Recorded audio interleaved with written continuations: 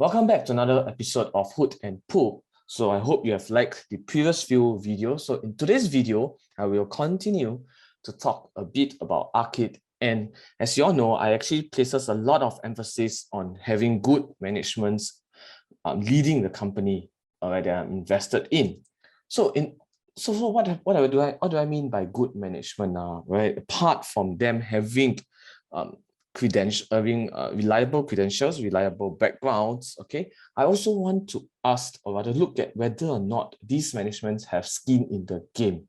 Okay, so what do I mean by skin in the game? So for management, for them to receive benefits or salary from the company, okay, they can either get it from a monthly salary for people who are in the corporate business. Is similar to how you get your paycheck, or they are given such as shares, okay, or options for them to convert into shares if they want to. Okay, so these are ways to understand what is the compensation like for these managements. And generally, I prefer managements to have somewhat a substantial amount of skin in the game. So because having a substantial amount of skin in the game, okay, any management will tend to push themselves to do well for the company so that the stock market can catch up, can do well.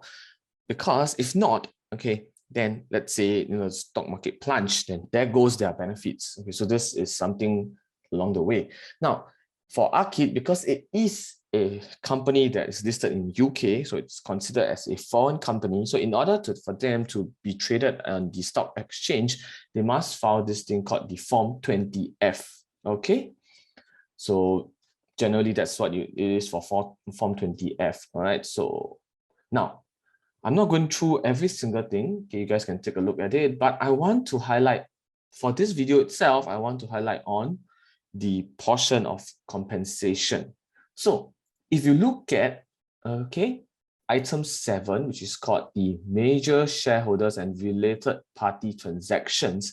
So in this segment, okay, they actually talk about who are, or rather the executive as well as the directors, what are their percentage, all right, owning percentage of the shares of the company. So as we all know, David Williams, okay, and David Bestwick, these two are the founders of Arqit. So let's take a look. David Williams, okay, number of ordinary shares, about 40 million. Okay, so basically, if you were to own everything, all right, that would make up to he has a 36.8% of ownership in terms of the shares. For David Bestwick, okay, he has about 34 million. And if he were to exercise everything and own everything, okay, he would have about 31.3% of the whole or of the overall outstanding ordinary shares. Okay, so if you ask my opinion, when I look at it, now the good thing is that these founders have a lot of ownerships in the company, meaning to say, okay, they, like for example, for shareholders, when we buy the shares, right, they are like kind of like in the same boat as us because they own 30+% of the shares. And for us to buy, unless you're really rich, okay, it's almost very hard to buy up to 30% of the whole company, right? So you only own maybe a fraction of it, but you're on the same boat as them. So the good news is that if these founders are investor-like, that means they think on behalf of investors, okay, they will find all ways to make sure that the company is doing well. And by doing well, okay, the share price will catch up. That's how I look at it. But on the downside of it is that because they own so much, all right, it's quite, actually, to be honest, 30+% each is actually quite a lot. The fact is that they own so much of the whole ordinary shares, right? Then they may have some problems with it. Number one, because they own so much, as long as the share price appreciates, okay, this grow their wealth in some ways. So this may entice them to pump up the shares, pump up the company by doing a lot of marketing, by going on interviews to say how good their businesses are. And a lot of times when retail investors like you and I, okay, when many investors, when they look at it, when they hear how management talk about how good their technology is, etc., then they may get hyped up. Retail investors, may get hyped out and they start buying. And when they keep buying, they push up the share prices. And once the share price hits a point that is so high, all you need is just these founders to sell their shares, and that's it. They don't need to be bothered by how well the company does. That's the downside, one of the downside. Now, the second part is that, these founders, because they own so much, it kind of lost their focus in terms of growing the business, but they grow in terms of thinking ways of how to grow their share prices.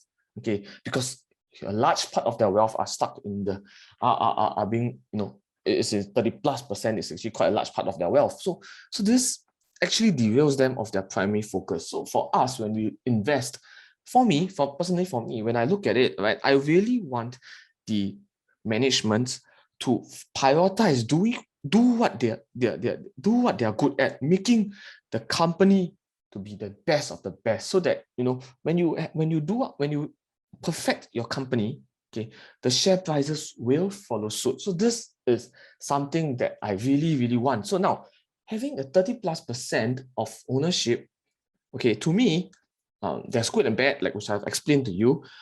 It's still very premature to say whether or not is this beneficial or not, because, like I said, Arqit is still a spec, right? We have to, monitor them very, very closely. And the next milestone that I will be monitoring is their first ever, earnings transcript. Okay, so because this is something that, we want to know where are they compared to what's their target. Okay, so this is a little short sharing on skin in the game. So overall, in terms of my own opinion, for me, is that full disclosure, I own shares. So my views are biased, definitely. I own a portion of it.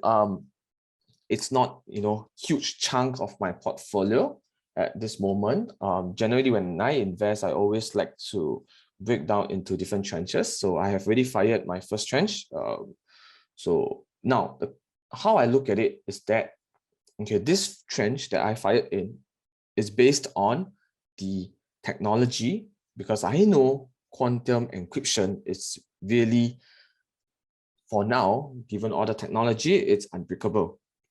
And the whole environment tells me that quantum computing, as I've also shared in my previous few videos, is gaining traction, is pushing, and it, in my opinion, it will be the norm. So these are the reasons why I fired my first tranche.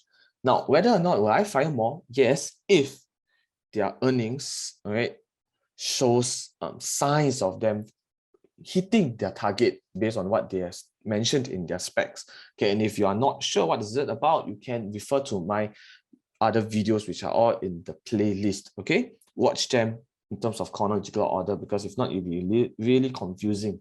So this is my thought process when I look at it. And of course, in terms of the management ownership, I would then monitor two things. First, I want to monitor whether is the management purchasing more shares.